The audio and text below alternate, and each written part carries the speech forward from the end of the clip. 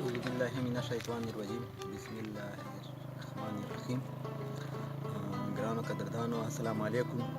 او زه پیلنه د اموره علاقې بجلی چې دا تقریبا 3 غنټې نه یا 1 غنټه وي. زه دا وابړیو کام ته دا وایم چې دا ناروا لوډ شیډینګ موږ سره کم کړو. کوم چې پورته نه لوډ شیډینګ دا هاخوا تېر کېږي، او کوم چې دا 2 اډې اچوي نو موږ چې کله اډو ته ورسو هغه اډې ولګوي او سپورټډنټ نه یې پټ سي لالمین پټ سي.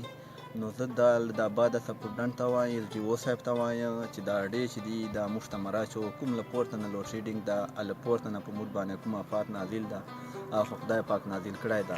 هغه چې موږ هغه نشته، خو دا ناروا لوډ شیډینګ تاسو مه کوو او ما دا اډې راچو. انشاءالله دې بارې چې به زه یکسن سره اے سی صاحب سره او ډي سی صاحب سره هغه کوم دا وابړې بارې چې او که نه و نو بله طریقه مې نشته، بیا به اخر روډ بلاکو دا ځوانان به روډ ته باسو.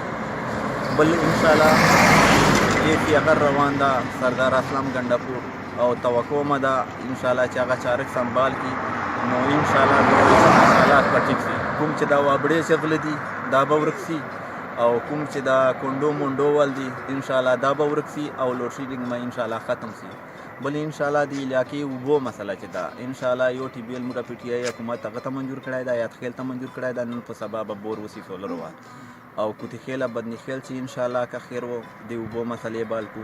او مشه منصور چې انشاءالله یو ټي بي ایل ما باسلی دا بل ورته باسو انشاءالله چې دا کوم زاړه ټي بي ایلونه دي دغه ته طریقه د لین وال بل ټي بي ایل انشاءالله سولر وال ورته باسو انشاءالله د اوبو مسله بار سي. انشاءالله یو استپال د جناورو محبوب الله سره ما خبره کړې ده، انشاءالله د وزیر زراعت لایق استاق سره انشاءالله جلد به موږ ته ای ډي پي چې استپال جناوروال شامل کړي.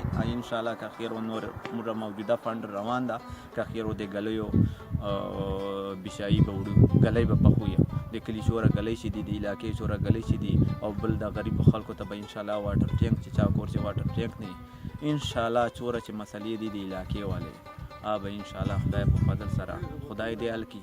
او انشاءالله بیا به موږ د حکومت پی ټي آی حکومت مه ده مرکز چې مه ده صوبې چې مه ده انشاءالله کوشش به دا کوو چې موږ د علاقې مسلې حل کړو.